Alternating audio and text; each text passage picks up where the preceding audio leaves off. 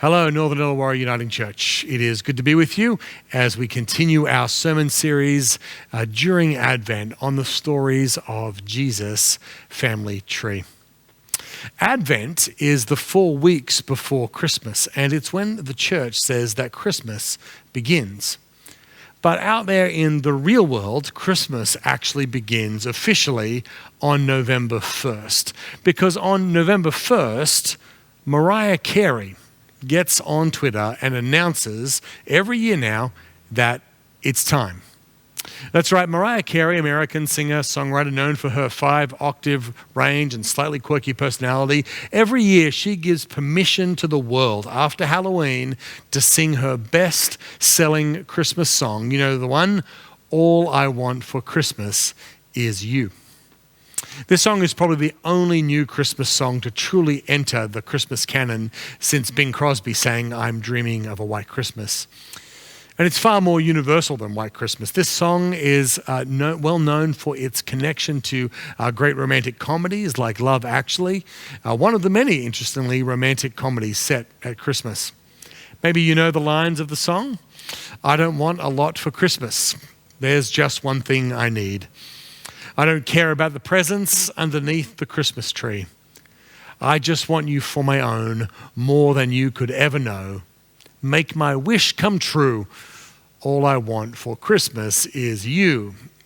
It's better than Wham's Last Christmas, I'll tell you that. But I think actually Mariah kind of gets at something here in her song. We are lonely as a people, and perhaps especially so at Christmas. The tune is light and happy. I was actually just listening to it this morning, and it's actually kind of a great, simple, but really a great tune. But there is a sadness at the heart of it. Because when we're not with the people that we love, Christmas becomes something less. Because Christmas is really, and I mean this both sociologically and theologically, it's all about who we are with, who our people are. And that's one of the reasons why during Advent we have been looking at the family tree of Jesus found in Matthew chapter 1.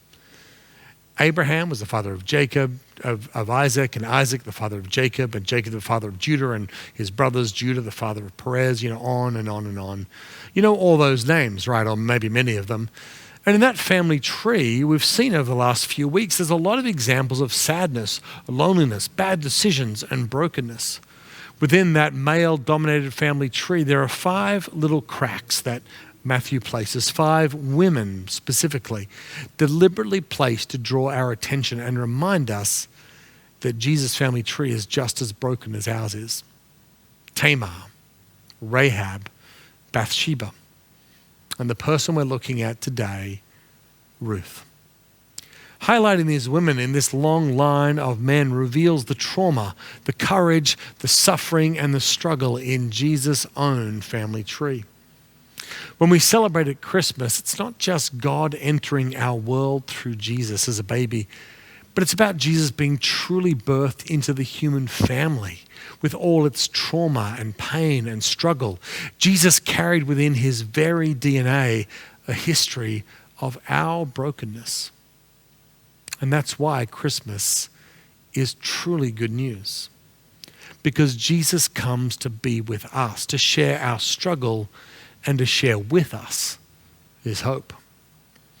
So today, on this Sunday before Christmas, we want to focus on that last name in that long list of women in Jesus' family tree. We want to focus on the story of Ruth. And it's appropriate because in some sense, Ruth's story is a love story, and her theme song is All I Want for Christmas Is You. Ruth's story doesn't start that way, though. Ruth's story really starts with tragedy. At the beginning of Ruth's story, and you read about this in the story of Ruth in the Old Testament, we meet a woman named Naomi. It says, the season of the judges, which in Israel's history is a time of incredible upheaval and political instability with no reliable leaders.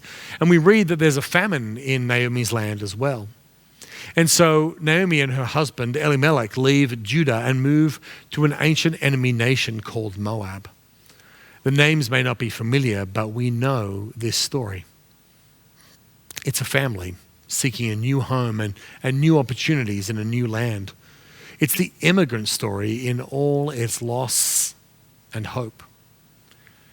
We sort of have a romantic view of immigration, don't we? We love the story of immigrants making their way from the old country to our country, putting down roots and becoming one of us. People flourish and become true Aussies and make the country stronger. And it's a beautiful story. I've seen it many times, but it doesn't always work out that way. Well, the truth is, not every immigrant succeeds, nor feels welcome, or puts down roots. And this is the case for Naomi. Her immigration never quite takes. Sadly, when she arrives, not long after her husband dies, leaving her with two sons called Mahlon and Chilion, and they eventually marry two local women, Moabitesses, and Mahlon marries Orpah, and Chilion marries Ruth. And they live in Moab for 10 years, but Naomi never really puts down roots, never makes a life there, and then, tragically, her two sons die. I don't need to tell you the position that this puts Naomi in. Our families all have stories that we tell ourselves.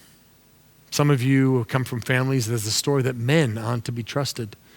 There's a story that everybody's out to get you.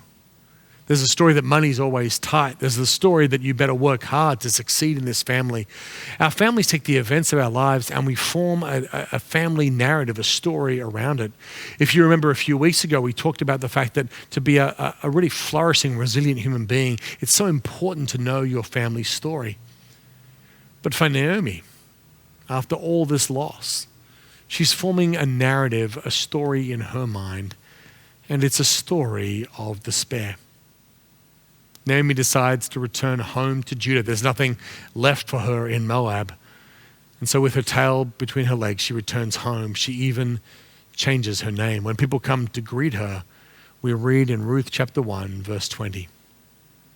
"Do not call me Naomi," she said. "Call me Mara, for the Almighty has dealt very bitterly with me. I went away full, and the Lord has brought me back empty. Why call me Naomi when the Lord has testified against me and the Almighty has brought calamity upon me?" Naomi, her name, the name she was born with, meant pleasant, as in my life used to be pleasant. And Mara, well, Mara means bitter. Naomi is telling herself the story of her life, and it's understandable. There's one story for her, and it's a story of loss. She can't work, she can't marry, she has no children to support her, no land to rent out, nothing. It's understandable that she blames God and has given up. She has no hope. She calls herself Mara. You know people like this, and maybe if we were to hear their story, we'd understand why they would call themselves Mara, why they would give up on God and give up on themselves. And you know, the story of Ruth, God never shows up in any obvious way. There's no miracles, no divine intervention. God is talked about, but God never seems to act in the story. The presence of God, as we read in this story, actually shows up in the mundane aspects of life. Because Naomi, despite her despair, does have one source of hope, even if she doesn't recognize it. After Naomi loses her two sons, she packs her things and prepares to move back to Judah. And she talks to her daughters-in-law. She takes them aside and she blesses them. She says, "Thank you for being good daughters-in-law, but our story is over." She tries to send them home. She says, "Go back to your father's house. I can't offer you anything." They beg to stay, but Naomi correctly tells them she has nothing to offer. She has no sons for them to marry. She has no money, no position. She feels abandoned by God, but she wants her daughters-in-law to have a chance. So she says, "Go, just leave." And Orpah cries out, and with great grief, she acknowledges the truth and she leaves, and it's understandable. But Ruth is persistent. She simply refuses to let go. Naomi shoos her away, but Ruth doesn't listen. In a strange, maybe a move we can't understand, she simply commits to Naomi. It says that they're connected and they can't be separated. In Ruth chapter 1, verses 16 through 18, we read this. Ruth says, "Do not urge me to leave you or to return from following you.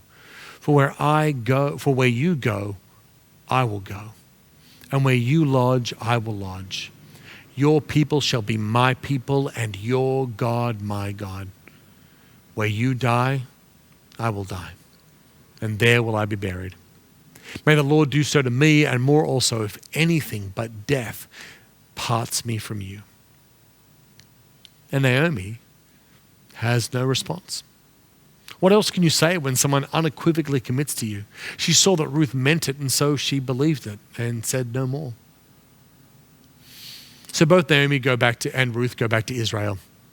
Naomi is still bitter and angry, and Ruth barely speaks the language. She's an immigrant, and they have no real plans for her own future, but she has tied herself to Naomi.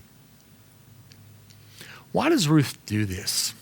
Why does any of us commit to another? We don't know. Is it a good decision, a wise decision? On the surface, in many ways, it is not. Ruth has no legal obligation to Naomi. It may not be a wise thing for her to go with Naomi. It might be a bad decision for Ruth, but I'll tell you this, it is a good decision for Naomi. It's the only thing that opens up more possibility for Naomi when someone commits to her. You know, an act of solidarity, of togetherness, of commitment can bring hope in the most desperate of situations. Not advice, not technique, not pleasant words, but commitment. I will not leave you nor forsake you. I think in our world today we've fallen into the false belief that if we just give the right advice or the right information or the right education or independence, then people can make it for themselves. We think that if we just give people the resources, then they'll thrive. But at heart, it's not true. At heart, we need someone who sees us, who knows us, who commits to us, who believes in us, who maybe against all reason and odds simply commits to us. Friends, an act of solidarity gives hope where there is no hope. Now, maybe you know the rest of Ruth's story. It's one of those Sunday school stories that people love to tell. Ruth catches the eye of a local landowner named Boaz, and he turns out to be an upstanding gentleman. He makes sure that Ruth and Naomi have enough food for her and the mother-in-law, and he shows a genuine welcome to Ruth, even though she's a foreigner. And you can kind of, even between the lines, all those years ago, you can kind of pick up the chemistry between them. Then, in a shocking twist, it turns out that Boaz is actually her cousin. Now, look, I know in most romantic comedies, this would be bad news. But in ancient Israel, a guy turning out to be your cousin is actually good news. He might be able to marry her after all and keep her family name going. And this romantic possibility stirs something deep inside Naomi's hard and cold heart. It's the only thing that can really stir a really bitter old person interfering in young people's lives. And Naomi gets into it. She tells Ruth to step her game up, to dress up, to go out and propose basically to Boaz. Boaz is actually game when Ruth presents herself. And after a little bit of cultural complication, think about Shakespeare and Jane Austen and dowries and all this sort of stuff, it turns out that Boaz can marry her. And the story ends happily. So Boaz took Ruth, it says in chapter 4, verse 13, and she became his wife. And he went into her, and the Lord gave her conception, and she bore a son. And then the women turned to Naomi, the grandmother. After all her loss, after all her grief, after all her bitterness, and they say to Naomi, "Blessed be the Lord who has not left you this day without a redeemer, someone who has made it right for you. And may his name be renowned in Israel. He shall be to you a restorer of life and a nourisher of your old age. For your daughter-in-law who loves you, who is more to you than 7 sons, has given birth to him." Then Naomi took the child and laid him on her lap and became his nurse. And the women of the neighborhood gave him a name, saying, "A son has been born to Naomi." And they named him Obed. And Obed was the father of Jesse and the father of David. And if you recall the family tree we shared, the father of David all the way down to the father of Jesus. So it turns out that this story is the story of Jesus' family tree. Ruth is the great times 100 grandmother of Jesus. And it's a story of a couple happily married. And maybe most miraculously, it's a story of a grandmother who has lost all hope. It's her restoration. She's made happy at the end of her life. Naomi, who had lost all hope, all possibility of happiness, now defines herself as one who is happy. A story of loss has become a story of hope. At her lowest moment, Naomi had nothing to offer. And yet Ruth said yes to her. And there was nothing that Naomi could do about it. The yes to her was said, and that was it. It could never be taken away. This is what the human heart most needs. An immovable yes that can never be undone. To put it simply, someone who accepts us in our worst and at our weakest. Maybe it's an aunt who sees potential in her nephew when everyone else has written him off, but she sees a spark there. A grandparent who sits and listens to a fussy grandchild. A son who visits his mother in the nursing home and simply sits with her. A father who takes a leave of absence from their job and flies around the world to be with her daughter during a difficult time. Or a wife who cares for her husband as he declines. These seem like simple and mundane things, and in the eyes of the world, sometimes they may not seem like the wisest or most prudent decisions. But it's these yeses that are the seeds of hope in a hopeless world. You can bless someone by simply committing to them. You can turn despair into hope over time when you just commit to someone. How much you and I have been blessed by yeses like this. Parents or godparents or older folks or friends who've committed to us. I was just talking to somebody today at the Need a Feed Christmas party, and she said her family had written her off. But I asked her, where was she spending Christmas? And she said, I've got a friend, and she's never given up on me. What could have been a story of loss, and still is not a story of despair. How much the church could do better if it just remembered this yes, this sense of commitment and loyalty. Jesus prayed that we as the church would be one, as the Father and He were one. But we so often split and divide impatiently, saying no to one another because we disagree with one another? What if we were to say a deeper yes, the same yes that Jesus has said to us? A basic act of solidarity when the church is so often divided and split over theology, when instead we should just receive one another through thick and thin. Maybe just looking at one another and saying, look, I don't always agree with you. I don't get where you're coming from, but we are brothers and sisters in Christ. Let's commit to one another. If only families could do this more often. Instead of sitting in judgment on one another, we simply said yes to one another. In the short term, I don't know, maybe it leads to chaos. Maybe it leads to people getting away with stuff. But in the long term, a yes is a seed of hope planted. And how much we need to hear this message at Christmas. So often we've made Christmas the season of people trying to be good, upstanding, moral people, our best selves. But that's not what Christmas is about.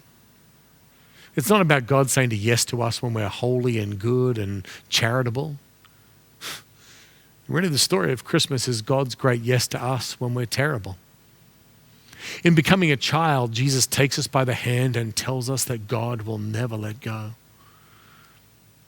I don't want to overstate this and I don't want to be too cheesy about it, but there's something of the Christmas message truly in that first song I mentioned, Mariah Carey's song. Maybe better than some of our old Christmas hymns. All the trappings of Christmas don't mean much until we know that somebody sees us, aligns with us, commits to us, has chosen us. Like Naomi, even when we feel bitter and angry, afraid and in despair, we can let God say yes to us. Even if all we can mutter in response is fine, just let God say yes to us like Ruth said yes to Naomi. And Paul, the apostle, tells us that all God's promises are yes in Jesus. when he comes as a little child, it's not God giving us advice or judgment or an offer that we can say yes or no to. It's an irrevocable commitment to us. God is saying, I refuse to be God without you. I have made myself one of you so that you'll know that you'll never be without me. An ancient theologian called Athanasius wrote a book called On the Incarnation.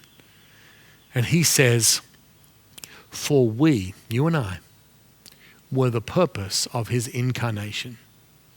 And for our salvation, he so loved human beings as to come and be and appear in a human body. It's sort of like what Mariah Carey said.